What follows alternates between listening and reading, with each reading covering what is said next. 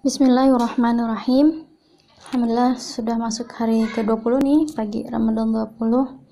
Mudah-mudahan Allah berikan kekuatan untuk melanjutkan Ramadan dengan perbaikan-perbaikan ya. Hari ini saya pengen cerita tentang satu kalimat yang sering dikeluarkan dan sering saya dengar dulu ketika belajar, bahwa teko hanya mengeluarkan isi teko. Dulu saya menangkapnya hanya sebatas kamu ngomongin apa yang ada di kepala kamu ngomongin apa yang ada di hati kamu, kurang lebih begitu ya. Tapi kemudian saya belajar ketika berbicara tentang dialog iman, sebelumnya pernah saya bahas ya tentang dialog iman ini, bahwa tidak hanya sekadar kata-kata, tapi juga ketika kita mengajak orang lain berdiskusi, ketika kita mengajak anak-anak berdialog, itu sesungguhnya kita mengeluarkan apa yang ada di dalam hati dan pikiran kita. Jadi kalau di dialog iman kemarin saya bahas, ya tidak bisa dialog iman itu dipaksakan, karena biasanya dia muncul akibat momentum, dan momentum itulah kemudian muncul karena pembiasaan kita untuk selalu terkonek dengan Allah.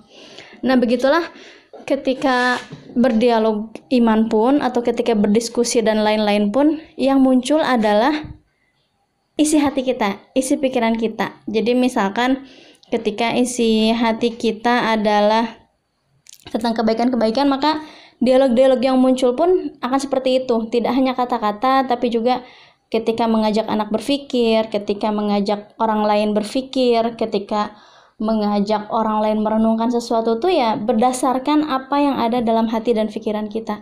Maka kalau kita mengingat kembali materi tazkiyatun nafs yang pernah saya share sebelumnya juga, itu ada salah satu tazkiyatun nafs itu adalah keyakinan, ucapan, dan pikiran.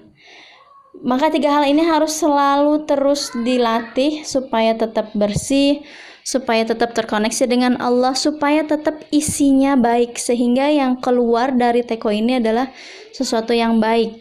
Dan kalaupun ternyata ada kotoran-kotoran yang masuk, itu terendapkan di bawah gitu ya.